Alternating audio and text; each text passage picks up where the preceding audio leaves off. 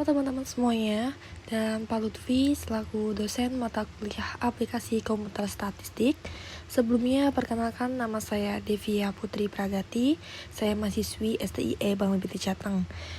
Pada video kali ini saya akan memenuhi tugas mengenai uji beda rata atau uji beda MEANS. Nah, di sini sudah ada data perusahaan dari perusahaan Rumah Mandiri dan Prima. Teman-teman bisa lihat sendiri ya.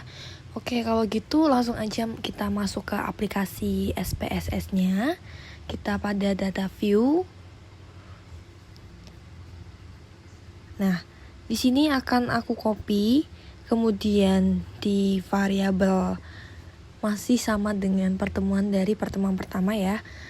Oke, kembali ke data view. Cari pada analysis. Oke, kemudian compare, minus, dan proportion. Lalu kita pilih yang independent sample. Nah, pada tes variabel ini kita isi untuk beban. Kemudian di groupingnya itu dengan variabelnya kita isi dengan perusahaan ya teman-teman. Oke. Setelah ini di confidence intervalnya itu diisi 95%. Kemudian missing value-nya yang atas kita continue. Kemudian di define group lalu kita klik. Nah, di use spesifiknya pada grup 1 kita isi 1. Terus ada grup 2 kita continue dan oke. Di sini akan muncul tabel-tabel dari hasil tes ya teman-teman. Ada grup statistik yaitu hasil MEANS tadi, terus kemudian ada independent sample test. Kemudian ada independent sample effect size juga di situ ya. Bisa dilihat sendiri ya teman-teman. Nah, ini untuk perusahaan Rumah Mandiri itu timbul N10 pada perusahaan Prima, kemudian minusnya 70,050 pada perusahaan Prima itu 65,50. Nah, di sini ada STD atau standar deviation-nya itu 12,572, kemudian di perusahaan Prima itu 11,891. Dan untuk standar error mean-nya bisa teman-teman lihat ya, ada independent sample test dan independent sample effect size. Oke, kita kembali lagi ke soal. Oke, di sini akan timbul interpretasi dengan tabel di atas. Kita dapat menentukan bahwa pada uji beda rata yang independen itu harus dilakukan pada 2 tahapan, yaitu yang pertama uji K atau uji homogenitas varians atau cek kesamaan varians. Yang kedua, uji beda rata-rata pada uji hipotesa untuk homogenitas dan rata sebagai berikut.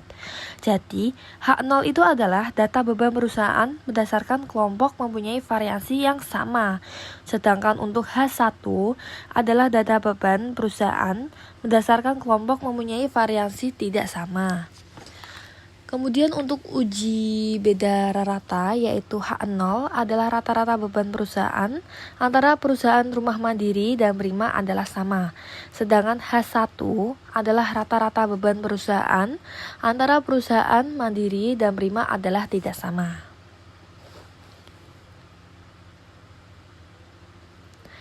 Oke. Jadi berdasarkan hasil outputnya, yang pertama untuk uji homogenitas varians yaitu timbul hasil hipotesa didapatkan nilai signifikasi 0,722, lebih dari signifikasi diketahui yaitu 0,05.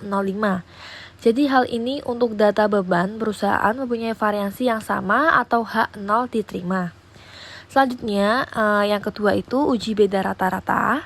Sedangkan yang beda rata diperoleh nilai uji T sama dengan 0,914 dengan nilai signifikasi 0,722 dan DF sama dengan 18. Hal ini berarti HO diterima karena signifikasi lebih dari signifikasi yang diketahui yaitu 0,05.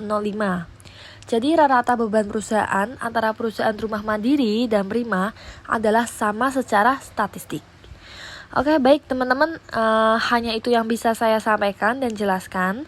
Apabila ada kesalahan penyebutan atau menjelaskan mohon dimaklumi. Wassalamualaikum warahmatullahi wabarakatuh.